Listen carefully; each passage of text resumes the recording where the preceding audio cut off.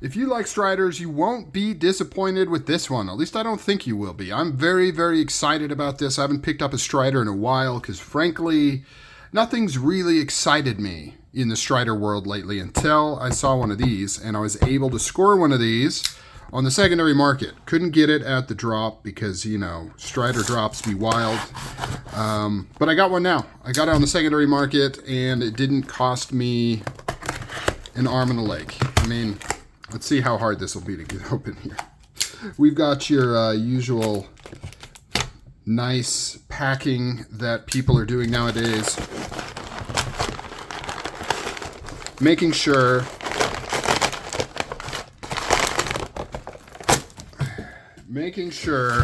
to secure it inside the box to thwart any thieves, right? That's why people do it this way, to prevent it from being stolen. There we go.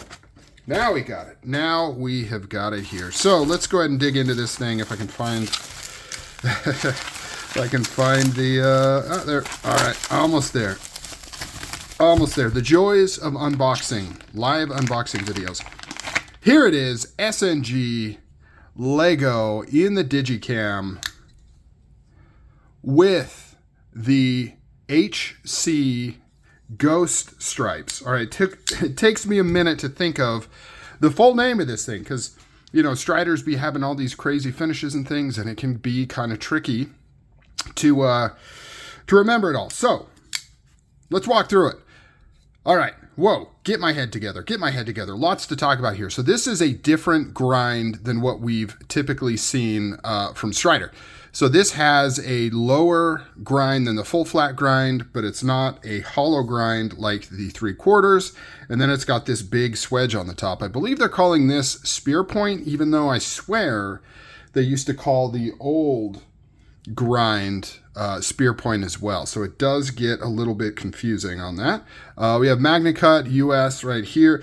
So what do we have in terms of the blade finish? So what they've done is they've heat colored the whole blade to give it kind of this bronzy look to it. And then they've taken a blaster, a bead blaster, and did these stripes right here, leaving the negative of the heat color. So it's kind of a cross between the normal tiger stripes that you would see and the ghost stripe, because the ghost stripe right here would have like stonewash finish underneath, whereas this has heat colored finish, but it's all blasted. So it's a little bit different. I mean, it's the same, but it's a lot different than kind of what you typically will see from Strider in other finishes. Relatively new. The other cool thing, of course, is this beautiful Digicam right there. Man, this thing is perfect. This thing is like fantastic, like centered, no play, early lockup, insanely early lockup, nice detent, good action. Let me see if I can reverse flick it. Almost. A little bit more breaking in, maybe some oil. There we go. I got it. So this has the Digicam G10.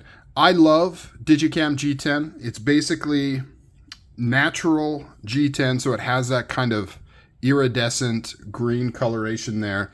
And then it's got the onlay of the Digicam over the top there. I've always just had a soft spot for the Digicam G10. Always loved it. Ever since I got my Paramilitary 2, I think the first Paramilitary 2 I ever bought was Digicam G10. I have always loved it. But the other cool thing about this knife that may not be obvious, aside from like the finishes, this is the first true Lego SNG that we have seen in, I think, over a decade. Like in a long, long time. The closest that we've had, and I'll go grab this knife and do a comparison. We can also do the blade shape comparison. Actually, I'll do that right now. All right, there we go. Let's take a look at this blade first of all. So you can see this is the old, what they used to call the spear point. It has a similar type swedge up at the top. It goes all the way to the tip though, whereas this swedge kind of stops here. But you can see how the grind is much lower on this one. This is about the same height as the 3/4 ground blade, except this is flat ground instead of hollow ground. So it gets kind of confusing because technically this is 3/4 ground, right? It's about 3/4 up is where the grind is, but it's not hollow like we typically see on the 3/4. It's flat ground. So it's going to make it even thicker behind the edge. than this one, right? This is actually not that thick. Now they don't put a very slicing edge on these, but if you reprofile this and lay that edge back a little bit, these things can slice very, very well due to this high kind of flat grind it has. This one, not quite as much. This is more of a robust type grind, kind of similar to, you know, that's on this XM18 that I used to open up the box there. But very, very cool, little bit different, very subtle, not that crazy. At first glance, you might think, oh, that's the same, but not quite. The other thing I wanted to point out when we're talking about Lego, this is probably the closest Lego SNG that they've done. It's very, very close. It just has this chamfering around the edges here. And for those that don't know, Lego just refers to the blocky nature of this. It's kind of like a Lego piece, how it's just 90 degrees, right? You've got a relatively, I mean, it's not sharp, but a very angled edge right here with no contouring, no chamfering. It's kind of just a block. And this is the old school kind of Strider look, this kind of blocky handle.